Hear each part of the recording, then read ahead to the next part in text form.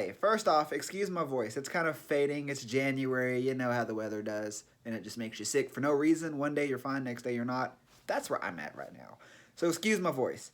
But this week's Finance Friday tip is a pretty simple one. You can do it year round, but I especially like to remind people to do it whenever they're getting their income taxes, as we're getting ready to start doing right now. If you're getting a tax refund, or if you come across a cash windfall, such as a bonus at work, somebody gives you a generous gift, something like that, I encourage you to take at least half of it, minimum half. I encourage more like 75%, but take at least half of that cash windfall, tax income, whatever it is, and put it into a savings account somewhere else from where you bank every day. Don't put it in the one where your checking account is, which is attached to your debit card. Don't put it in the one that you can just transfer online back and forth as much as you want. Put it somewhere where you have to physically drive yourself down there to withdraw the money.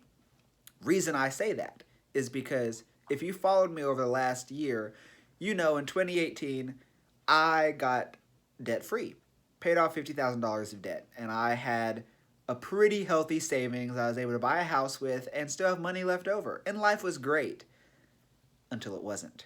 When I went into work one day and all of a sudden walked out without a job. Mortgage was due, groceries had to be bought, gasoline had to be bought, things were still happened. And it was my savings account that weathered me through all of that. It was not anything else other than the fact that I had money put aside.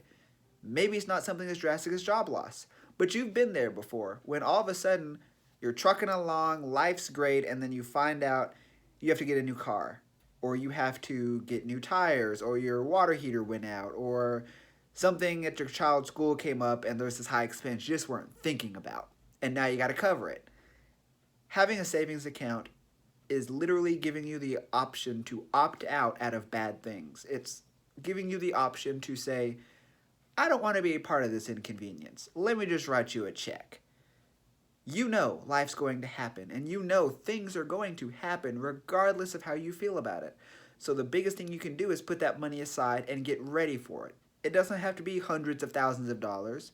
I started with $500. I put $500 in my account, and then I later set up direct deposit where $25 of every paycheck just went into that savings account and just built it up over time, is what I did. But either way, the first time, and this was the first time that it ever happened, when I had a savings account and my husband went to the doctor and found out there was an issue with his health insurance and they weren't going to pay for all of his care that day. And we got hit with I think it was $192 bill. And he immediately went to thinking, all right, let's do a payment plan. Let's think about what we can cut back on. And I looked at my account and said, let's just write them a check. And that's what we did. We wrote them a check and moved on. I encourage you to empower yourself with that because you know certain things are going to come up. You don't know when it's going to happen, but you know that your car is going to break down. You know that eventually you have to replace your TV. These are things that just happen. So put the money aside when you have the money so that when you don't have the money, you're not stressed about it. And I know some of you are thinking, well, you're going to put this money aside and it's going to be an account that you can't access. And what if something comes up and you need it? Ask yourself this. When has there been an emergency that could not wait 24 hours? When has there been a time when something came up and you had to get that money in your hands in 10 minutes? I've never had one, ever. Every single thing has at least been able to wait a day. Every single person has been able to at least wait a day for me to go out to my bank or credit union and withdraw the cash and pay them that way.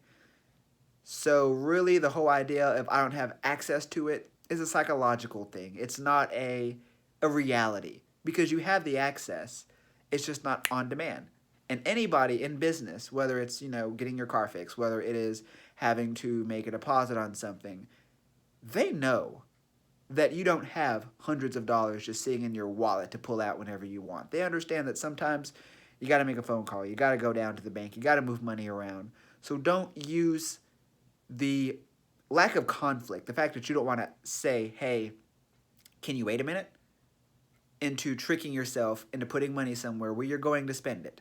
I say all that because I've done that for a long time when I would put money in my own savings account that was linked to my checking account because I wanted it to be easily accessible. And you know what I did with it? I accessed it. I withdrew it anytime I wanted. If I spent a little bit more at a store, I would just transfer it over. If I saw something I really wanted and I justified why I had to buy it, I bought it. And then I wonder why I had no savings when things came up.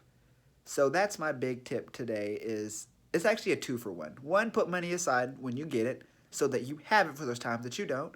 And two, put it somewhere that is stronger than you. Put it somewhere that you know your weakness and your vulnerability and your rash judgment will not cost you all your hard work. Put that to your work this week. Have a good one.